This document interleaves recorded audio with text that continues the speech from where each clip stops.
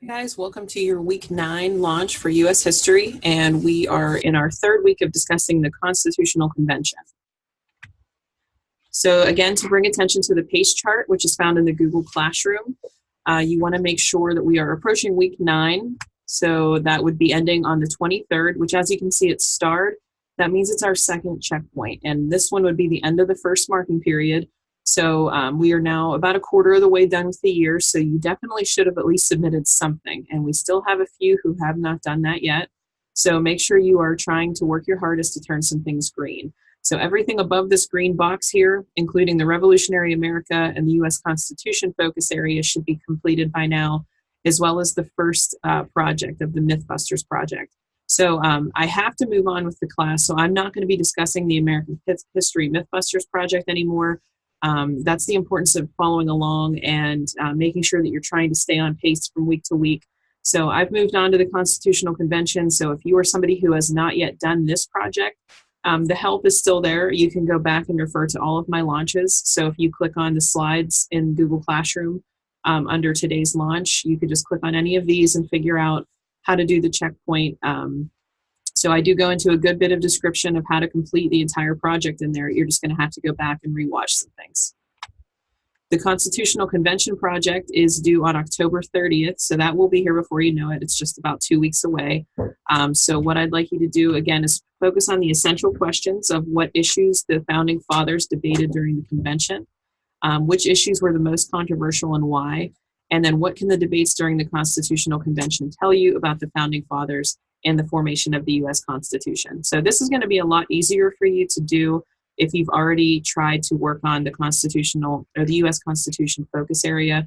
That's where you're going to get a lot of background information on the Articles of Confederation, the Magna Carta, and the things leading up to the actual creation of the Constitution.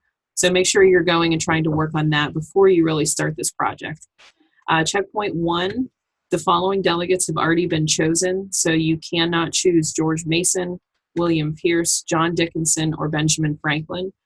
Those 4 are taken. And remember that before you start, you don't just want to pick anybody. You have to message me and make sure that that person is still available, because we're only having one person per delegate.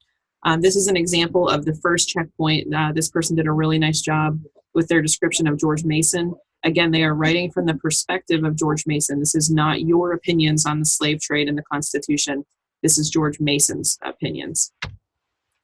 Checkpoint 3 is what we're currently working on. If you are on checkpoint 2, you can go back and watch last week's. But checkpoint 3 is just your talking points draft. This is basically, if you turn checkpoint 2 green, all you should have to do is pretty much copy and paste your responses from the graphic organizer into this document in a paragraph form. So what you're doing, this is our preparation for the Constitutional Convention, which will take place over Flipgrid. You want to make sure that you are just trying to, again, you're writing in your responses from the perspective of your delegate. And you want to make sure that you're as thorough as possible and descriptive and trying to put more than 1 and 2 sentences. So some possible sentence starters, if you're not sure how to start, make sure you're saying this is because, specifically, therefore. The other side will say, however, this is untrue because, or this is simply false because. So you make sure that you are responding to the other side too. So a reminder that October 23rd is the end of the first marking period.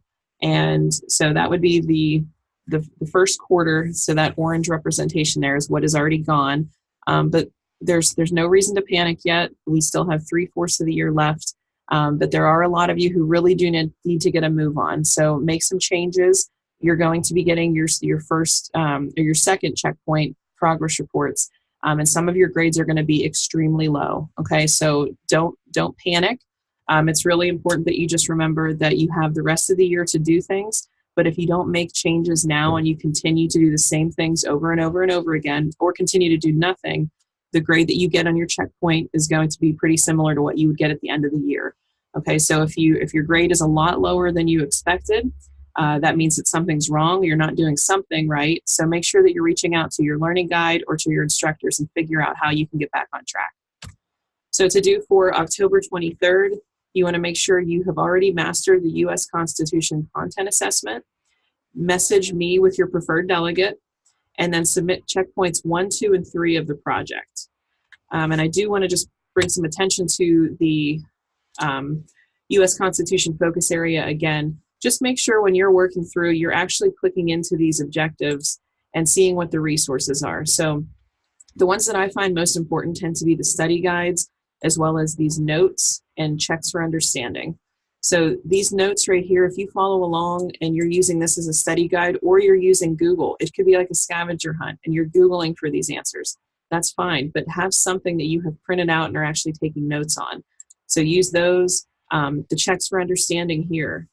These are questions that you're likely going to see in some form on the content assessment. So write these down and look up the answers, and then that way when you go to take the content assessment, you have an open book test. So there's lots of checks for understanding here, and different study guides about the Bill of Rights and all sorts of things. So if you have any questions, please let me know.